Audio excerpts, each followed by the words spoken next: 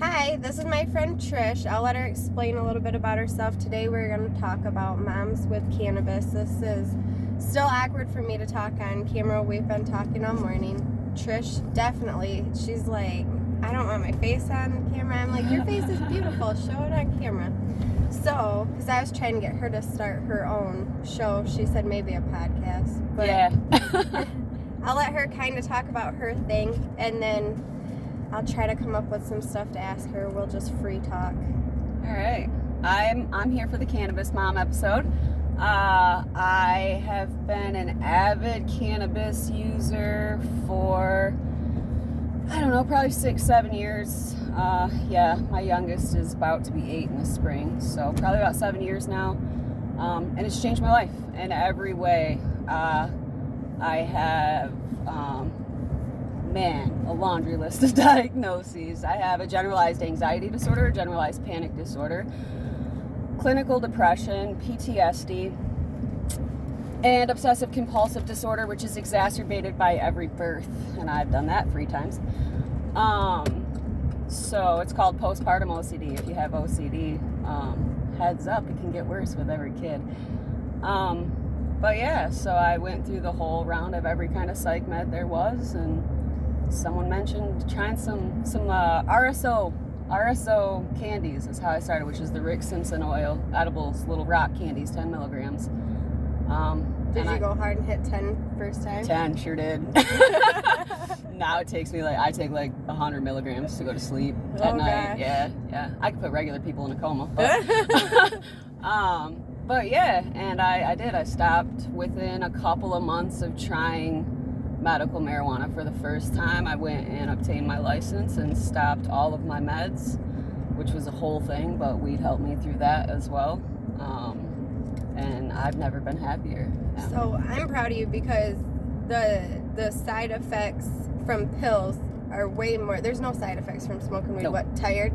And not for me. Yeah, that's what I'm saying. I know about my strains, so if you're strain specific and you know what you're doing and you choose the right ones for the right times of day, you're good to go. Right. So that's what I'm saying. A lot of people, they smoke and they get more done. They stay more focused. I know for people with ADD, they smoke. I missed that one. I'm ADHD in the form of hyper-focusing, not hyperactivity. Okay, so you start something, you can't stop it until it's all the way done. Yes. Beyond perfect. That's the best description. Like when I used to, for example, if I were doing laundry and taking care of my jeans, I would have to take my jeans, I would have to take all the jeans out of the drawer, reorganize it back into the order that I want, and then put them all back. I couldn't just go take the clean jeans and put them in the drawer. Yeah, and that becomes a full day task just to, and it's overwhelming. It's overwhelming. And it's all or nothing. So if you can't do it to the fullest extent, you end up in this pattern of not doing it at all, and then you're just curled up in a ball and everything around you builds up. Yep.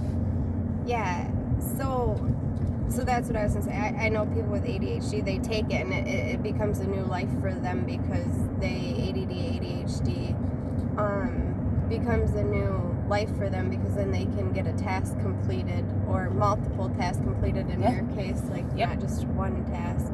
I've switched. I've switched everything. Like I said, it was after Molly was born, and the postpartum. I was on the floor. I had the nice hardwood floors, and I had a cloth wrapped around a butter knife, and I was bleaching the cracks to make sure that I had gotten every single germ in the house. Now I can get up in the morning and I know my coffee pot takes 10 minutes to brew, and I can just challenge myself, what can I get done in these 10 minutes? And I can have a load of laundry started, the dishwasher loaded, and whatever, and take task on like that instead of obsessing over it. That's huge. And to kick the pills is more than a whole entire adventure in itself. Yeah. Thank God you wanted to kick them, and I truly believe that people who are pill addicts want to kick them too. I don't think that people start out addicted to become addicted. No. They start out taking them because the doctor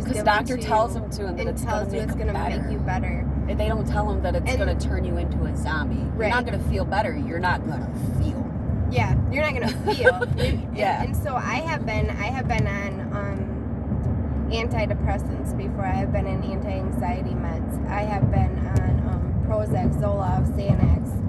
all of it. And so for me, I didn't want to take them anymore. I didn't like the way they made them feel. There's a lot of people in my biological father's side that I'm going to open up to about and tell you that there's a lot of people on my biological father's side that are abusers. They are drug abusers, alcohol abusers, pill abusers, opioid addicts. I've seen this, and I decided I never wanted to be like that. And at an early age, I knew I wouldn't be like that. And as a teenager, because life gets hard, life's hard for teenagers, and as parents, it's hard to watch your kids go through that. But I couldn't take the medicine anymore. It made me numb. Numb entirely. When I was in high school, I did smoke weed. I didn't understand what I was doing or why I was doing it. I just did it because it made me feel better. And I'm not saying that I want kids to go smoke. It's not for the developing mind. Yeah, not for the developing mind. While I do advocate for CBD in minors, I do. I know it's not legal yet, but we'll get there. For medicine use, yes. And I don't think it's fair that people don't talk about it or say enough about it. But I made poor choices as a teenager, and I uneducatedly, like I said, didn't know what I was doing, but I did smoke, and I did try things, and I didn't understand it, didn't understand what it was doing to me. But as an adult, I look at it at a whole different level. Just because I don't smoke right now, because when I did try it made me feel kind of a lot after having... She thought she was going to be the first THC death. Yeah, for real. Ask my brother David about that one. I really... So, I don't want to have people think, oh my gosh, you're posting this and you don't even smoke. That's not about that. It's about people not judging one another, not judging other moms for the way that they choose to mom or to parent. Or so, you know, like Trish said, I'm not okay with kids in the developing mind smoking, using THC. CBD is a whole different thing.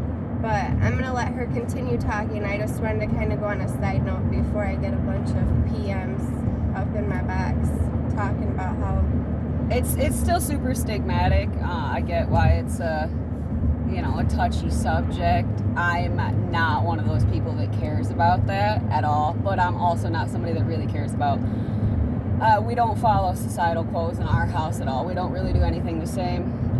We homeschool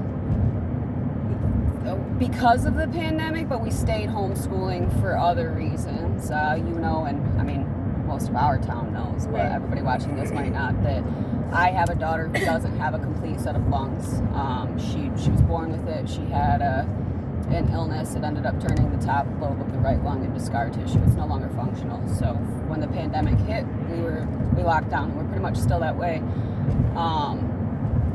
But the pandemic, it was kind of a blessing in disguise for us, because we did get that time to learn that homeschooling was for us for so many reasons. On that note, that we don't follow societal cues at all. I want to be in control of my kids' education. I want to be in control of just how their brains are molded. And, and no, I don't think that and I'm pretty sure there's scientific proof just to say that marijuana, that THC itself isn't for the developing brain. It's just not. But we're born with cannabinoid receptors in our brain. If not for the fact that we're supposed to be using them, why would we be born with them? Right. But depression itself, it causes alterations in the neurotransmitters in your brain, and if I can fix that with a plant, I'm gonna do it. For sure. The last time I saw a psychologist, I was there for an hour, my very first appointment. My middle daughter, she was 6 months old at the time, and I walked out with 6 different medications. That's after an hour, and that's what I did for the next 2 years because a doctor said so. And again, I didn't feel better. I just didn't feel. And now I do. I feel everything, and I feel it intensely, and I love that. So. And does it make you more patient, you think, with your children Yes. and your husband Yes. to be. Yes. Absolutely. I feel So there's times that somebody in my life, because of this person's job, I don't think that I can say too much, and that's why I need people who can talk about it to say stuff.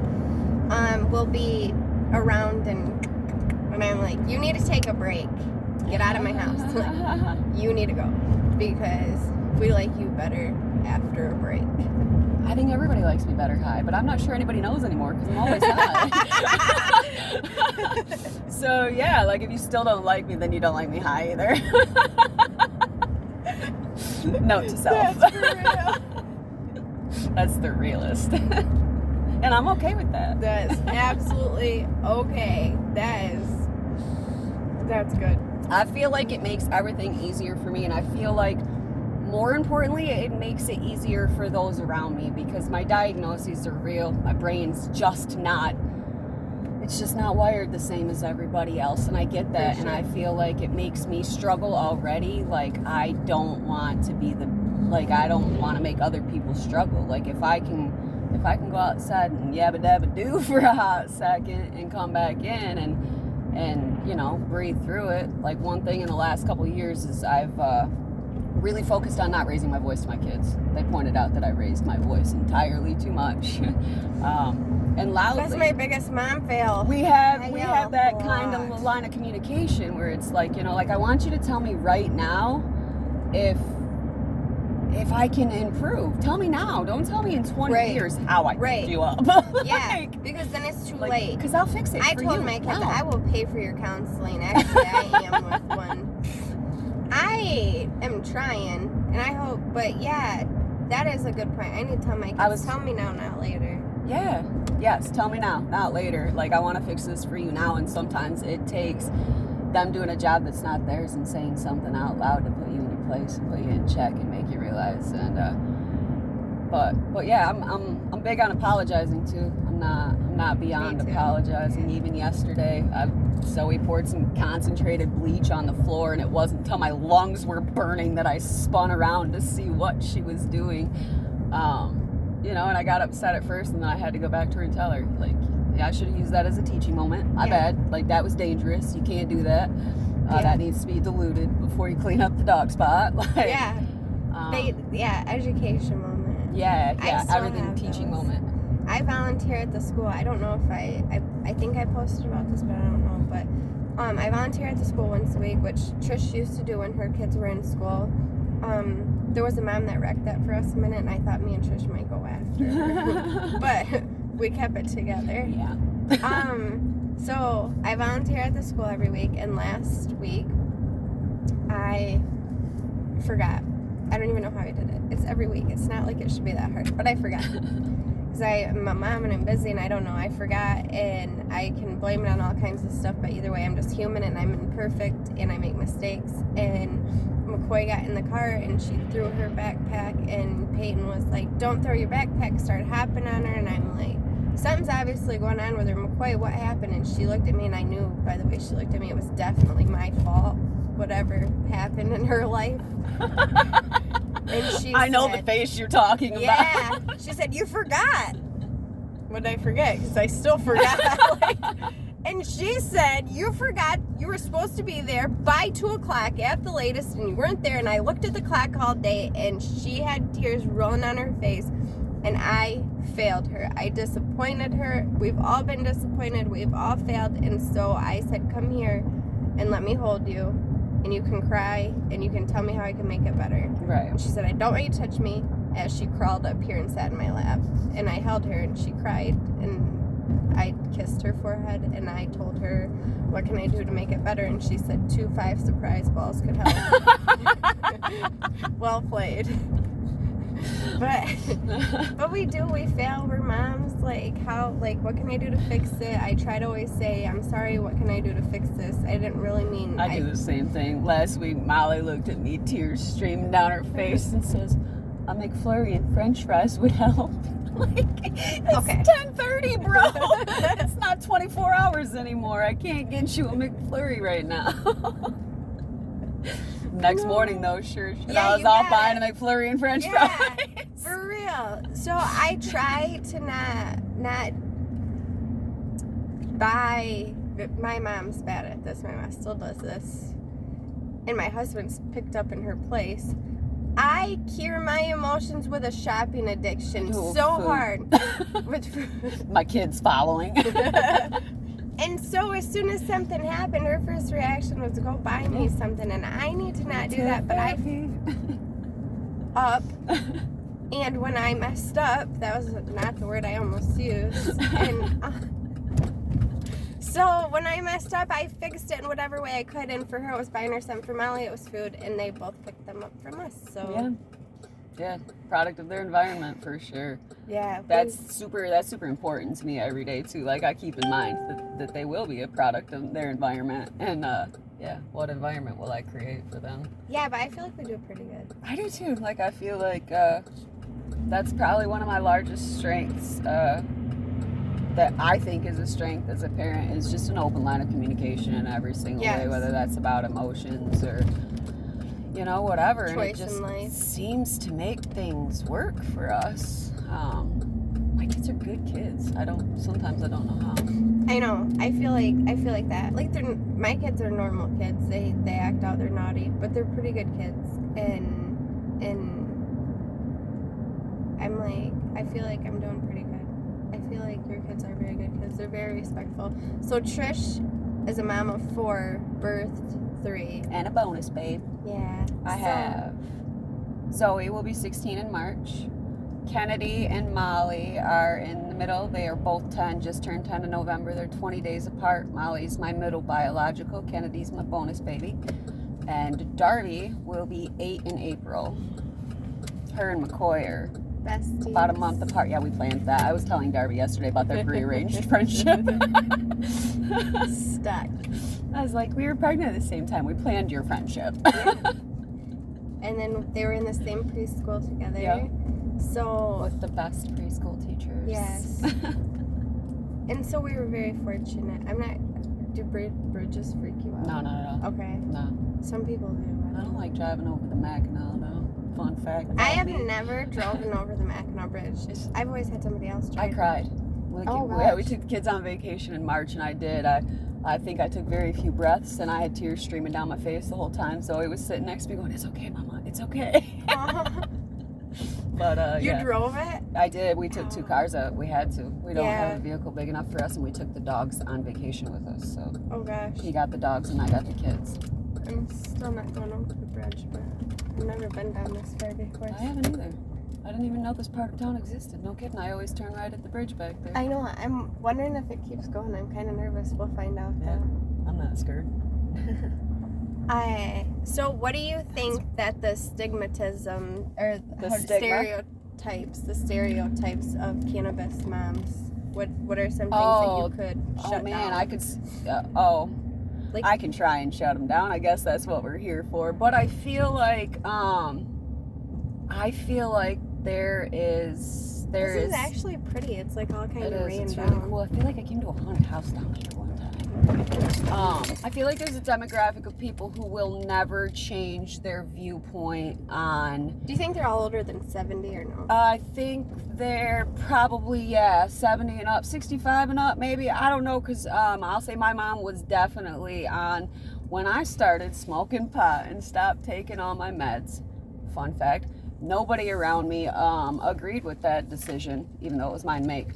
And I spent 8 days in a mental institution because of that, until a doctor decided that it was a control tactic by my family and that I was perfectly healthy and released me.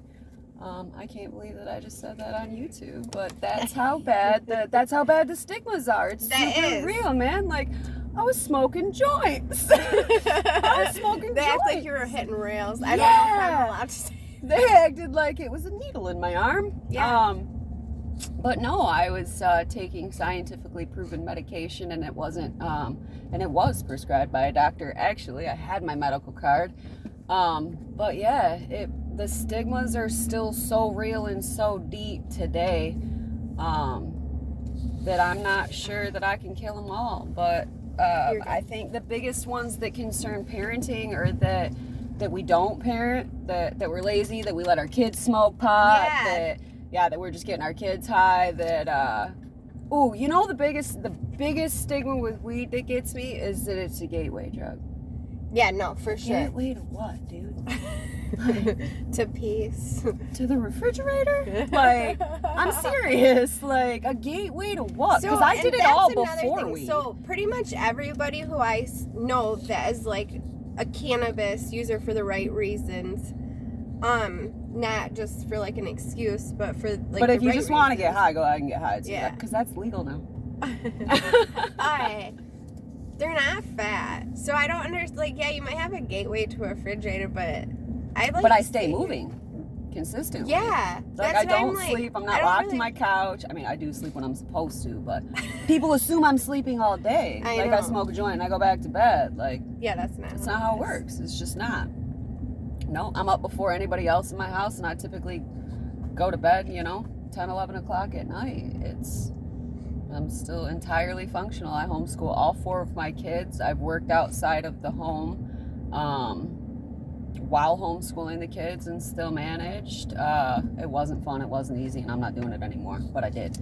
I'm still an entirely functioning member of society. So I feel like call me that. Yeah, as much society as you do. Society as I do. Yeah. I feel like you are more, even though like this past couple of years you haven't been out so much, but I feel like you're more in cue with the world after the change in life that you had made too. Yeah. And you'd probably be able to remember both versions of me. Yeah. So, and I remember you got pretty heavy during your depression time. Yeah. And then you lost the weight, and people, of course, had stuff to say about that. That was drugs for sure. I know. It was getting out of bed. It was getting out of bed. Yeah, well, when you lay in bed, you're not active. You're going to put on weight. When you get out of bed and you move in your body. So you have always been a small person. Yeah, I'm built like this. Yes. So this isn't shocking for me. I've known Trish since school. So for me, it's not shocking to see her like this. For a community that has been seen her a different way and then seen her like this, and trying to be nice. You don't have to be nice to me. No, not you. Oh, about the judges? The judgers. Yeah, I'm not sure the verbiage you want to use on that, but yeah, it's a lot of assumption based. Yes. This is what I'm built like. Depression made me heavy. I was about 160. I think I topped out at 160. I didn't know you were that big, but I knew you. Right. Yeah, and naturally I'm about 105, 110. I think maybe 112, 115 right now. Right. Yeah. But yeah, and it's assumptions come along with it consistently. But I feel like had I lost the weight for any reason, those people exist. I know. I absolutely. That I was doing something wrong. I've had people say, I had a baby. I'm gonna lose some freaking weight, you crazy ass people. Yeah. Crazy people. Yeah. But people say so just because they have nothing else better to do. I've never even seen an Adderall, let alone took one, but it's fine. Yeah. That's okay. People say stuff because they have nothing else better to do besides to. So just stop the judging. I'm not going to judge people who judge me. I'm not going to judge people who judged her or anybody else out there. I'm just like, because I'm really, really, really working on that within myself. So sorry about kind of getting aggravated. It is a consistent struggle.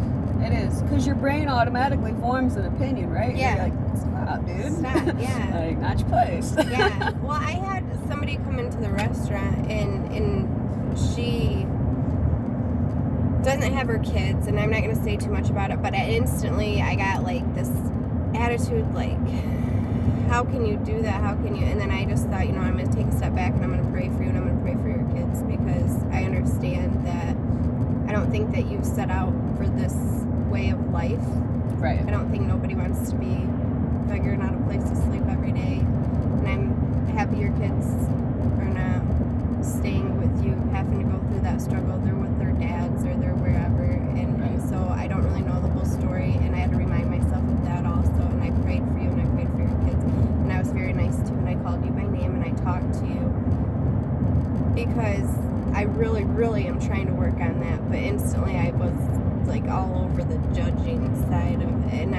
really, when I started this YouTube channel, I really mean it. Like, I want to stop the hate that we give each other, stop the judging. Like, there's so many people, like, and that's one, like, Trish was literally the first, Stephanie and Trish were the first two people I texted, and I was like, I want you on right away, I want you to do this with me, because I feel like there's so many stereotypes and judgment goes against people with large families or cannabis moms. Preconceived notions. Yeah, and so I need to work on for myself, not necessarily these type of situations, but the type of situations that I don't understand. These ones I get. There's ones that I don't get. But if you didn't have Stephanie and I in your life, you might not get it. So I want people to understand that I'm putting these videos out there for that. There's plenty of people who laugh at me and think I'm crazy for doing it, and that's okay too. I kind of laugh at myself sometimes. I love it. I love the whole idea of the channel. I love the idea that there are so many different kinds of parents out there, and we can potentially take from each other, or just learn how to just kind of learn why people are doing, just help each other understand. Right. You know, like, we all have different systems. For sure. What like, so we did a couple typical stereotypes. What's something that you would tell somebody, like if somebody was uneducated and come at you and said something like, I can't believe that you smoke pot. You're a mom. This is not how you should.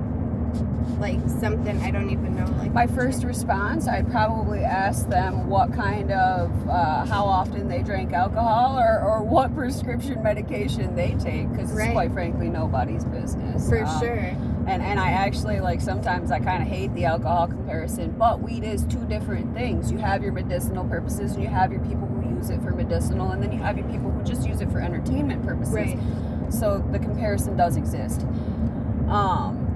But alcohol totally alters your mind in a whole different way. But it's entirely legal too, right? I know. I don't drink. And so we did kind of touch base on that earlier. I do drink. Yeah, more power to anybody that does. Right. Responsibly. So, responsibly. With a husband by my side to make sure I'm not too foolish. Or sometimes I gotta grab Felicia because she's my girl. And she can hold down her vodka like I can, even though she passes out. But I don't drink every day. I'm not a drunk. I'm not drunk all the time. Like, my kids don't really hardly ever see me drink. Right. But that's a whole different story we'll get into another time. However, I'm saying I've done both. And I'm very more functioning after smoking than I am after a couple drinks. Right. Period. And one's legal and one's not. But there are people who will drink a bottle of wine every single night and still judge me for smoking joints. Like, it's phenomenal. It's mind-bending, actually. But yeah, I think that my first response, you know me, would just be, I don't give what you think. I just don't. I don't need to explain myself. I know what's working for me, and like, man, I even Zoe would have been a good addition to this episode for you, because she's got all the insight on both versions of Trisha. That's for sure. She's got all the insight of. It was ice. Yeah.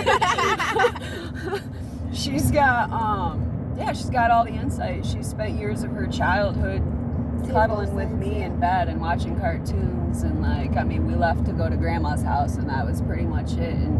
And then she saw me rise up out of bed. She knows what did that. And my kids are super educated on cannabis though too. Like, when I bake them banana bread and I bake me banana bread, there's note on top, this one's mommy's, and they know why it's mommy's. Yeah. And then I do move it to the freezer once it's cool. And my kids, they know, like, they'll ask, Mom, can I have a drink of that or no? So I just feel like there's a judgment behind it because of it not being talked about. It's so That's taboo. Exactly what it is. Well, and I think that the powers that be meticulously made it into this big evil thing for decades. Yep. For decades. So now we've got to break that down. we've got to get to what's behind that. Why did they want us to believe it was evil? But that's a whole nother episode about Big Pharma. Because they want their money. Exactly. I mean, let's break it This down. is the realest medicine in the world, and you can grow it in your backyard. Yeah, that's what I say. You cannot grow pills in your backyard. There is no pill tree. There is a marijuana tree. No, and that's the realest thing. Here's what it is. I personally, for my own personal use, I make gummies, I infuse honey, I infuse coconut oil, I infuse butter, I infuse olive oil. Like, there are more ways than you can possibly fathom to either ingest or take in some way THC in whatever dose is right for you for whatever it is that you're medicating. But do yourself a favor and look up the list of things you can medicate with THC if you don't already know. So, I get blinding migraines, and my one eye I can't usually see out of. The other side will be like lines, and they hurt, and I have to be a mom still. My kids don't care if I have a migraine. They just know that they have homework and want dinner. And for a while, I got some CBD with a little bit of THC, and it was a lotion, and I would rub it on my temples and behind my neck. Yep. And because I'm a server and my hands are constantly like this with coffee pots, and I used to bartend, so if you are a bartender, then my hands are constantly, and so I have arthritis at 34 years old. It started when I was in my 20s, and I don't take medicine for that. I put the cream on them. I haven't used it in forever. I don't have no idea why. For that. But it didn't make me high. No, I mean, it won't. Topicals won't. It can have high quantity THC in it, and a topical's still not going to get you high. And yes, I touched my kids after I put that on. It doesn't. I didn't rub that on them. I touched them after it was rubbed into my skin, and it doesn't make me high. It doesn't alter my mind. But at all. Jer, what? He uses the coconut oil that I make. It's full spectrum. It's got THC and everything. I don't isolate CBDs or anything like that. Like, I'm just not a scientist. Right. So he uses the coconut oil on his eczema or sore joints. He uses it on dry patches of skin, and it takes care of that. Like something we've been trying to find a cure for 2 years. I finally made this coconut oil. He rubs it on, and it's just gone. Twisted his ankle riding bikes out at Mark's this summer, and a few days of that, and his ankle was better. He uses it for everything. Yeah. And like I said, I don't even know why I haven't used this stuff in forever. I stir it in my coffee so I can get high on it. I ain't even gonna lie. But I use it topical too. But it's edible. Yeah. Well, it just, I haven't used, I mean, forever. I think I worked at Applebee's. When you used it, yeah. And before that, it'd been like I used it when I worked at the casino, and it was serving at the casino. It was so bad. Then I worked at Applebee's, but I kind of forgot all about it. So this is how. Yeah, it's good stuff. That was like I got off track earlier, but my mom, when I first started, like, she kind of lost her mind about me smoking weed. Like, I was 30s, I don't know, 31, 32, something like that, but she lost her mind. She was pissed. And she uses CBD rubs now. She uses, I won't divulge all the dirt, but anyway, she's not super against it anymore. She's not a THC user, but she believes in the medicine and the medicinal factors and purposes now. She gets it. She gets it now, yeah. Yeah. But it, she is a product of the 60s and 70s. She just believed what she was trained to believe. Societal cues, right? Yeah, well, and that's totally what I for so many things. Like, I mean, so many things. It's not just weed. Like, we are conditioned to just believe things. Yes. Right? Like, you're conditioned to believe that that mothers on welfare just were worthless and not trying. We weren't conditioned or taught to believe that they were likely not being paid enough for breaking their back at the job that they're likely breaking their back at, or leaving the abusive relationship that they left and didn't know how to get out, run. They had to get on welfare. So that's what I'm saying. Like, we don't want to judge these people, and that's what me and Stephanie kind of touched base a little bit on that last time. thing too. Like, just because you hear of something or you see something, you make an assumption. Like with her, she has a bunch of kids, so she has to be on welfare. No, she tries to work. She's trying to start her own I'm business. sure. She's trying to. She worked for years. Same with me. I have 4 kids, so it's just. I have told Jared in the past when I'm at the grocery store and I got my 2 cards and they're heaped to the top, people are looking at me like they're waiting for me to swipe a bridge card until I pull cash out of my pocket. Yeah, but why are we passing that judgment anyways? Why? Because you don't know. Because I got this many mouths to feed doesn't mean I'm getting it from the government. Yeah. Right. Like, and if you are, I'm happy for me you too, because it yeah. shows that you're trying. Because when I the applied point for is that that stuff, people are just standing there assuming yeah. at their head something and judging and putting this stereotypes and I don't even know how to explain it, but if you are a single mom and you are trying, or if you're married and something happened and you're trying to get a help up, I don't believe that people should live on it forever, but I do believe that we need help sometimes. And if you need help, don't be too proud to go get it. Don't be worrying about people judging you for whatever you want to do. If you're getting judged for being a welfare mom, or if you're getting judged for being on food stamps, or if you're getting judged for smoking, if you're getting judged for drinking, if you're not doing it for the right or wrong reasons, or for the wrong reasons, and you're doing them for the right reasons, then don't worry about it. Don't worry about it. Don't worry about it. Not even a little.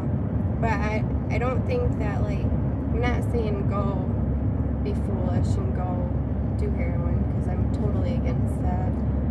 I think though that like there's a huge leap when we're talking about legal medicine, or even when it was illegal medicine, when there's scientific data proving there's no data proving that heroin's assisting. No. But they do. They give you pills that are pretty much the same thing. Not you personally. That's real. No, they did. Yeah, a lot of them. People get methadone. Oh, not that. Yeah, no. Yeah, people do, and it's freaking. When I walked out of that shrink's appointment for the postpartum, I walked out, like I said earlier, with 6 different meds. It was Klonopin, Ativan, 2 different forms of Ritalin, Prozac. And they shouldn't even mix all them. Dude, it was so much. And thank God like I didn't even take everything that was prescribed to me, because it was like, I do have to be conscious. Like, right. But the Prozac was the one that I did take consistently, and from my understanding, the highest FDA regulated dose she was allowed to give me is what she gave me. Which I got, I don't know. I got words for that, but like right out the gate, man. Like right out of the gate. I don't know. So, my preference is definitely the plant in every way. There's nothing that I've come across since starting to use weed that I can't either get through on my own or use medical marijuana just to get me through the situation. Yeah, I've even had surgeries since starting to, and they send you home with the bottle of opiates, and it's like, sure, day one, like, when your abdomen's been laid open, you can take them, but, the next day I could smoke weed or eat gummies and get through without taking a handful of opiates. Like, and my liver is a lot better off than thanking me for that. Yeah. Oh, yeah. I feel like, I'd like for all stigmas to be detached from marijuana, but I think we've got a long shot to go for that. We have so long for that to go. I feel like people just gotta listen, though. They gotta care enough to ask questions, to listen, to understand. That's all that it is. Yes. And they'd probably find out that they could change their own lives if they did, Right. And start off little. Like, yes. Doesn't mean like go out in the garage and chief yourself down. No. That's what happens. That's why kids shouldn't smoke. Well, and I think that's that too control. what the part of all the preconceived notions are. If someone tries weed or is just sitting down smoking joints or whatever, and and they're not trying to get medicinal purposes, they understand the recreational purpose of marijuana, and they still don't understand the medicinal purpose. Right. Like when I say that I smoke all the time, I obviously don't mean I'm blitzed all the time. Like, I mean, you'd probably have to see me at home at 10:30 after 100 to 150 milligrams to see me actually lit up. Other than that, I can just, I can sit down and take a couple hits, or I can do a little dab, or eat a little gummy, whatever it is that I choose to do, and it's better than Prozac.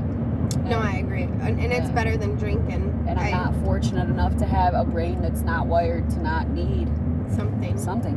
So I just didn't get that lucky, and I didn't have the childhood that offered me, a trauma-free lifestyle. So here I is.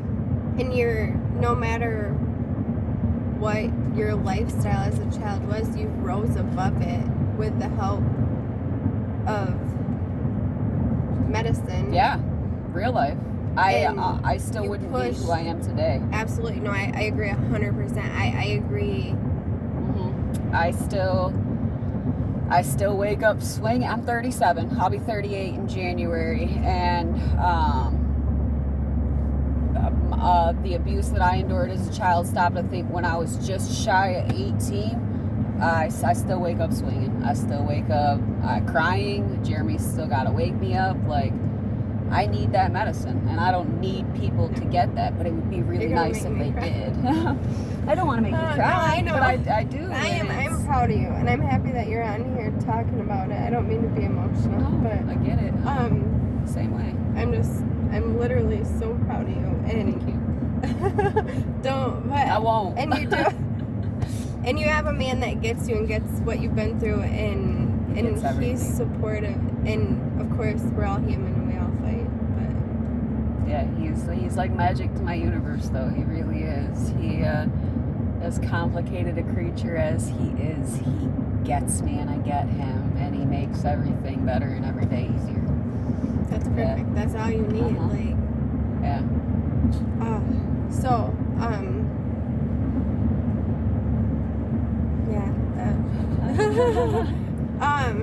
Now I'm trying to think of something to say because she needs a minute. Yeah.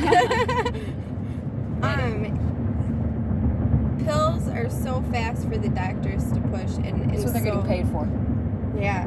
So, like, if you really break it down and you think about it, like, let's say hypothetically a drug rep comes into a doctor's office and they're what they're slinging is Prozac, and they could say, you get this out to this many patients by the end of the year, and you and your spouse are going on vacay, or you get this bonus, and they do.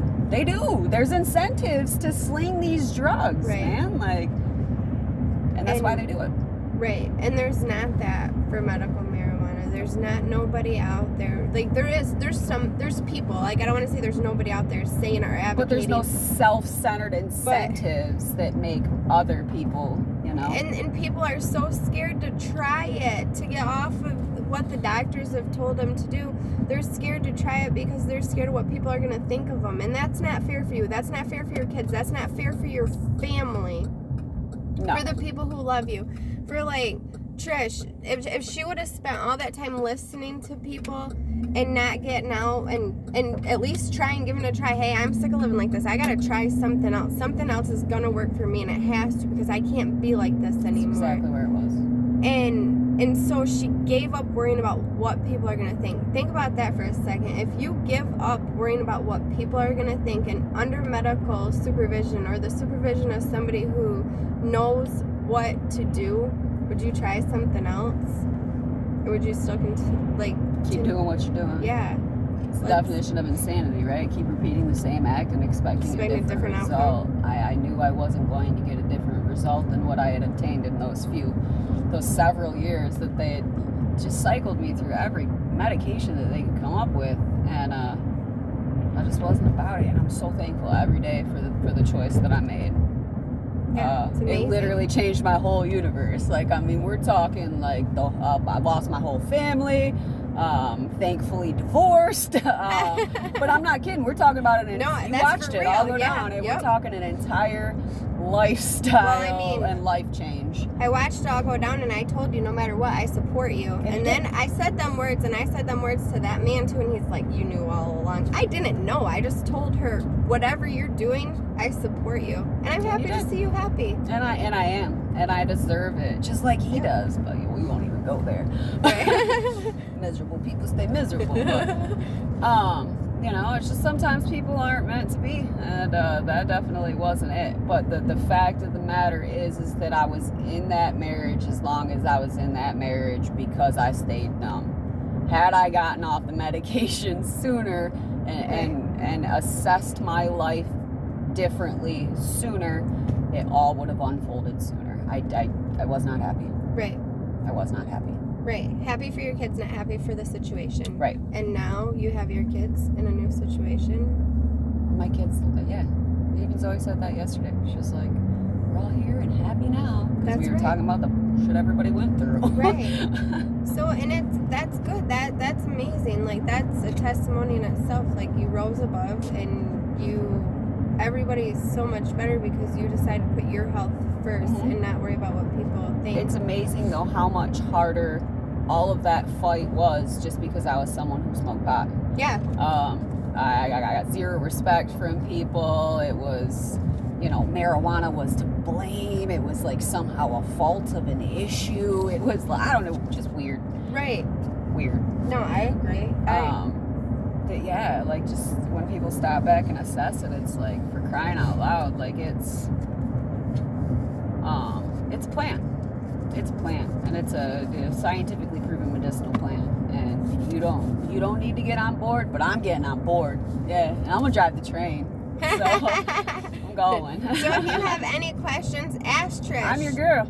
Yeah. You wouldn't believe, honestly, like, don't worry, I'm not letting anyone's dirt out, but you wouldn't believe the people in this town who are not brave enough to... Sometimes I get shocked. I shouldn't have said not brave enough, who aren't comfortable enough yet to let it be a public factor, but dozens of people in this town and I encourage would not you to please be open about it. Stop, make this more normal. It's not taboo. It's not. And the longer you make it taboo, the longer you go with the stigma on medicine that you need or could need or your kid could need or I don't know. I know. I've had people ask me stuff and I'm like, this is shocking. I wish I could tell in detail what had happened, but somebody had just kind of asked us for something and then like we did, and I was really shocked, and I was like, are you sure that's who asked for it? Like, oh, okay. I'm kind of interested. I want to see the after effects. And then I had somebody trick me before, and I told Trish this, and that really shocked me too, but I'm proud of you, and I won't say no names because of this person's profession also, but you know, it's legal. We were talking about that too. It's legal to go out the night before and have a drink and go into work the next day, as long as your mind is not altered from the alcohol anymore. It's very legal. It's not legal to smoke weed the night before and then go to work the next day because you can still test positive or because your job doesn't allow it to. That's part of the stuff that needs to stop. It's a crying shame. Because people need it. People need it for backaches, muscle aches, mental sleep, depression, anxiety. I mean, there's just a plethora of my world would be different, namely and specifically if I could not use THC for sleep. That would be my number one issue. Yeah. I wouldn't get real sleep. Like, I would sleep, but like we're talking, I really come up swinging. I really come up crying. Like, I mean, shit's vivid in there. Like, and I know somebody who just, when they quit smoking, they have nightmares, so they smoke just to like to plenish the nightmare effect that, like, I don't even know how that helps. I would feel like I would have worse nightmares. I don't know how it helps either, but it does. But it does. Yeah. I feel like for me it's about that, like the euphoric or meditative state before falling asleep. That really, you know, like it really helps wind the brain and shut the brain down before falling asleep. Whereas if I went to sleep without it, it's like, okay, like I'll lay here and let my head spin in the dark until I finally just fall out, but then it's going to keep spinning while I sleep. Right. And wake up and tell you everything that happened in there for 8 hours. Right. Yeah. Yeah, I'd be an entirely different person in so many ways, but that would be the number one for me, is if I did not have it for sleep, I would be on drugs. Right. I'd be knocking on Big Pharma's door if I could not have weed to sleep. Yeah.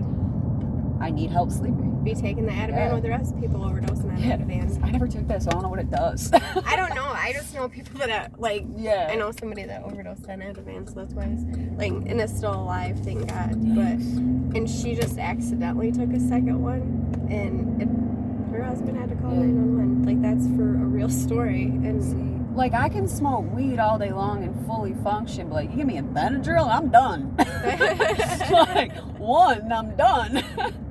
Yeah, I can't even. Benadryl either. I couldn't even touch a Xanax or no. I would be so done. Like, I feel more in control with weed. I think that's the biggest thing for me, is that I have full spectrum control over what I'm doing. If I'm just trying to keep myself chill for the day, because I don't wait until I get worked up to start smoking weed. Right. Like, I start my day with weed. Right. Like a cup of coffee and a joint, like a pot of coffee, I'll be honest, but and a joint, like it's what I do, and I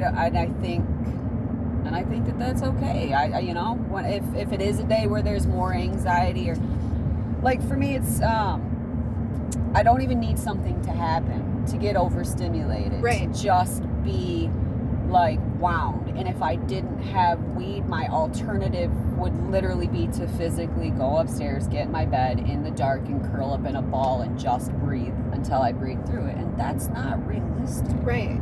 Well, it's not fair to you, and it's not fair to your family. Right. Yeah, like, but that's what it is. Welcome to panic disorders. Like, or, I don't get to make the call. So what I do get to make a call on is how I make it better.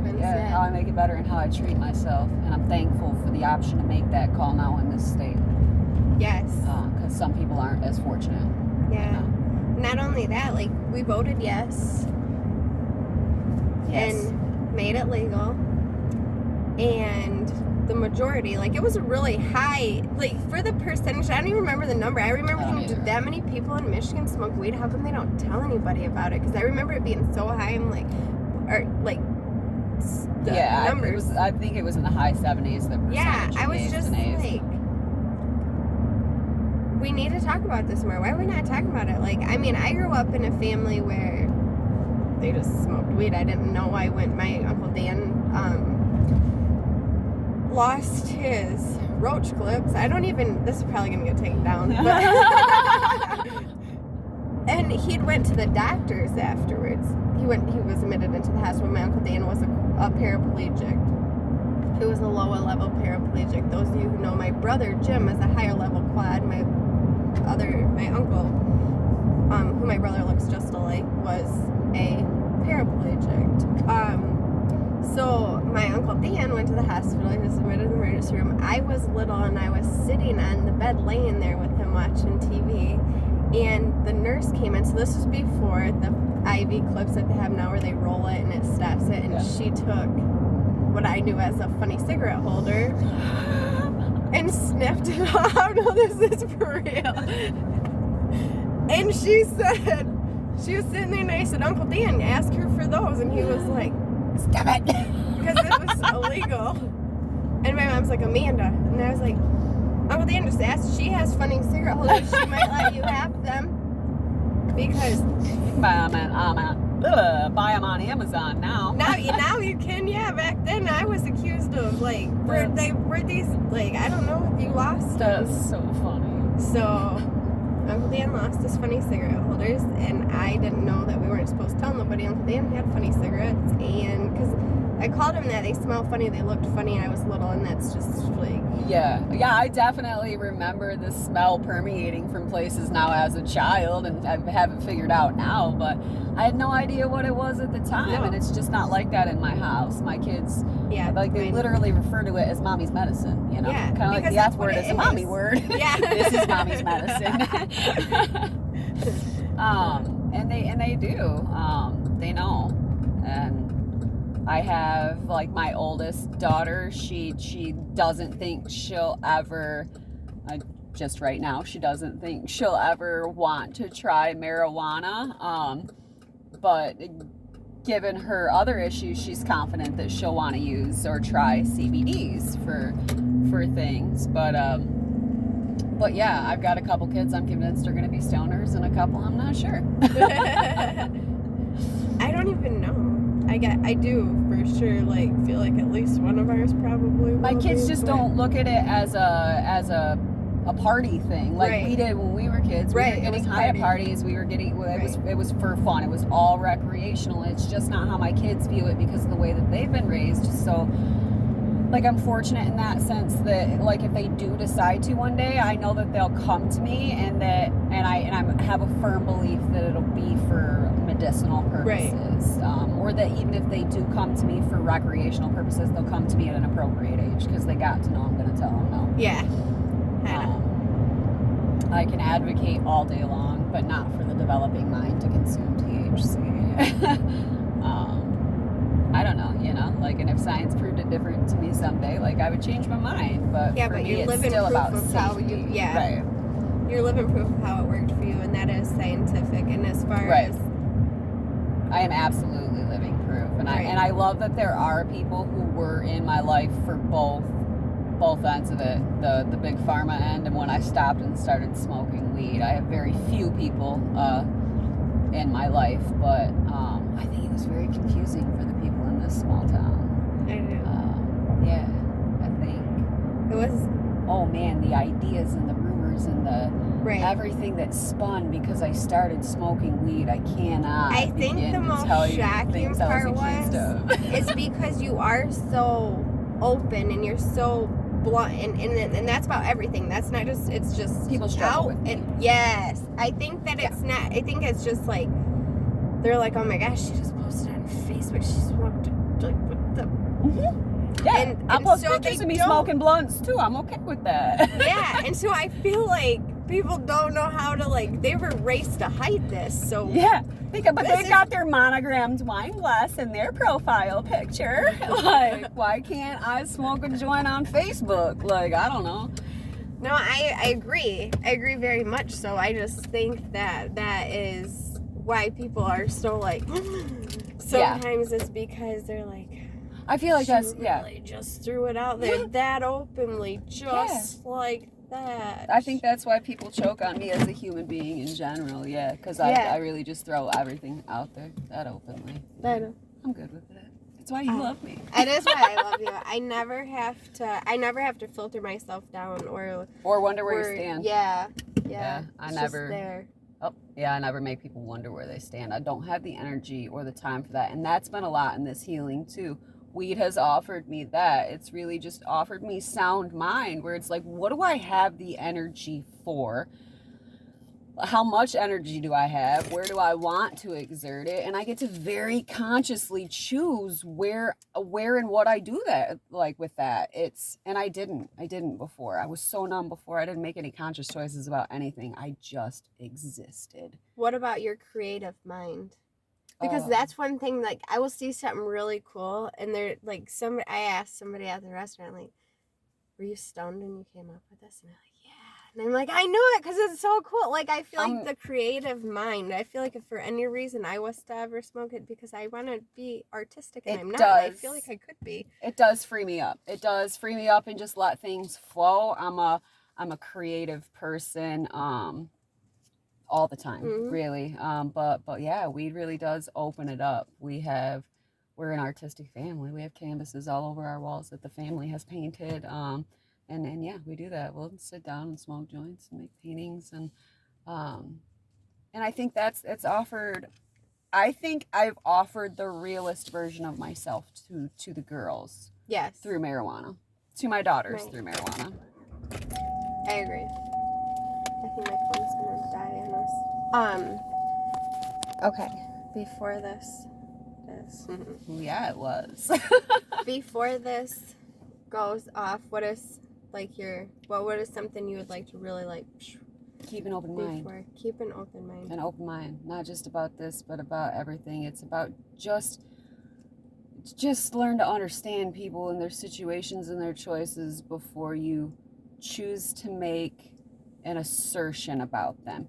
If you do not have the energy to exert towards learning and understanding, then just don't exert the energy towards forming an assertion either. Yeah. It's that easy. Yeah, it's for that real, easy. For real. About anything. Like it's great if you want to take the time to learn and educate yourself on any topic, but I feel like it's not up until that point that you're entitled to an assertion. Yep. Yeah, at Your all. Your opinion needs to be put down if you're not going to educate yourself.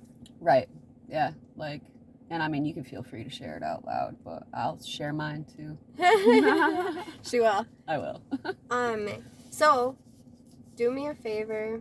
I'm going to put Trish's name somewhere on here. If you don't feel comfortable commenting on here and you have questions for her that you want to ask her, please shoot her a message. I won't be able to help you because I just don't know. That's one thing I wanted to... I know some things, but I don't know enough to... If somebody has positive questions or help on how to go about this the proper way instead of just doing this and not having the experience you're looking to achieve, or missing the opportunity entirely because you don't know in any way to educate yourself on it. Mm-hmm. So, or firsthand.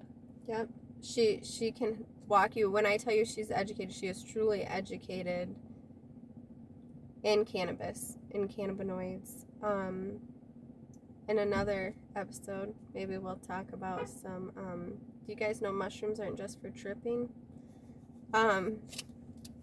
Yep. Those two.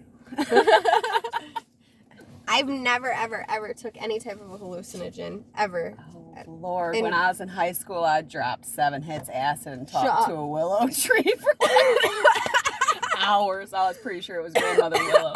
I'll never do that again. And like now I just remembered the kids are going to watch this. Yeah, straight up, grandmother willow. She smoked back, bro. I'm not kidding. She smoked no, back. And then I took everyone's shoelaces in the house. I took them and tied glow strings on each end and threw them over a ceiling fan. Then turned it on and just laid on the floor like this. Oh, man. No, I don't do that anymore. But I'm all about those wholly natural things like marijuana and mushrooms. Yeah. Yeah. So I'll join for that episode too. Yeah. I'm going to have I have my friend Molly. I'm hoping she will be on here for that. I haven't even talked to her, so I'm going to have to get on there. I know there's so many people. My grandma, if she watches this, I'm sure she thinks I'm going to hell right now. I'm not, Grandma. I'm not going to go to hell for this. Those over 70 crowd. It's okay, but I love you very much, and I'm thankful that you try to save me and make sure I'm on the right path because that is important. And it is. Yeah. But weed's not going to stray her off that or talking about it. Yeah, we're like, that's okay. But for all you people, I hope that you listen to this. If you're for it or not for it, if you smoke or don't smoke, if you do cannabinoids in any type, or if you don't, I hope that maybe this opens your mind a little bit to understanding why some people do, so you're not so quick to judge something that maybe you didn't understand before. If this gets 1 or 2 people to understand the situation, or a few people to say, you know what, I'm not going to be silent anymore, I'm going to say that I'm there with you. We need you. Yeah. We do. It's a movement. And no pressure, but if it's time for you to stand up, stand up. Yes, because we're proud of you. Yeah. Whoever you are. If you're a mom and not a mom, if you're a dad, I don't care. I want you to comment down below as your truth. Says. Your truth. Yep. That's okay.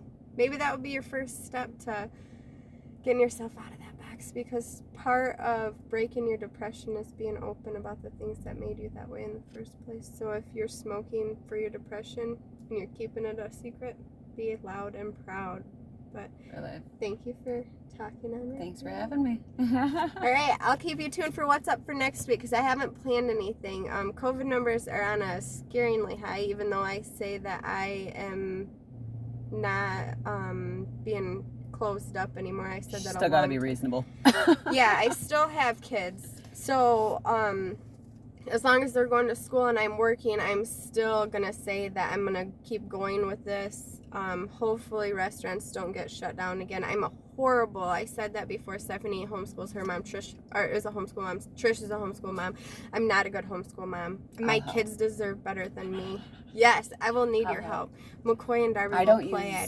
I don't even use like an Curriculum? internet. No, I went and bought the curriculum. I teach them hands-on from books. Wow. So yeah, there's no internet service for me. Yeah. We're in the sticks. Yeah, we are in the sticks. Yeah. Adamantum was entirely too hard. That's why we pulled out from virtual learning from the public schools.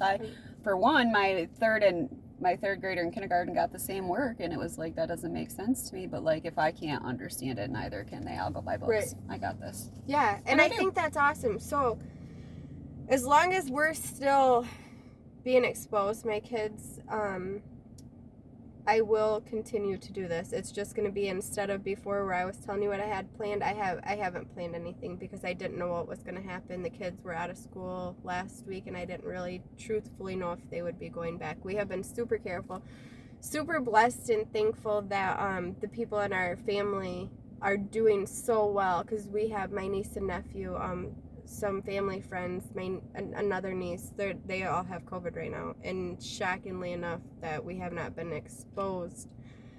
They're almost out of quarantine. I can't wait till December 5th if you're watching this, because I'm so ready. I don't post on yeah. Yeah, I'll be skipping over there. Somebody have to record me December 5th walking up that driveway. I might give you to the 7th because I am a little afraid, but I know you've been bleaching your house because we talk all the time. But if you guys have seen me posting stuff on Facebook, you know December 5th cannot come soon enough. Yeah, so that's it. I'm thankful for all them things, but I haven't planned anything yet because of that's why. Not that I'm going to live in fear or be afraid, because Trish has to, and we kind of talked about that earlier. She has to be cautious. I was living like that. I had to be completely cautious, and then I had to take a step back and remember that I'm fortunate. And so we go out and do things, and so then, because I get depressed over different things, for my mental health I had to get out.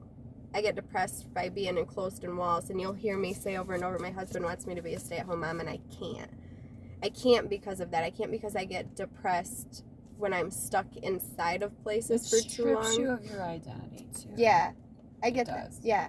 And so I have to get out and go, and if that means going to work for me, that's it. Or if it means getting out, and I'm a shopaholic. It's a for real thing. Yesterday we went for snow pants, and I got like $200 worth of stuff. I got a new outfit. My kids got new stuff. It's a whole thing. Not my husband me. was I'm like, a bargain shopper. We've been here 20 minutes for snow pants, and you got all, like, we had stuff everywhere. I can't even help it. I'm not working on it, but I'm going to be one day. I don't order stuff as much anymore. Oh, see, that's how I save money. I'll like go in the store and I'll see the price tag on something and be you like, hit low to high. Time out, hold on, and I'll go see where I can find the same thing cheaper. If I can find it cheaper, I go elsewhere. If not, I'll pick it up in the store.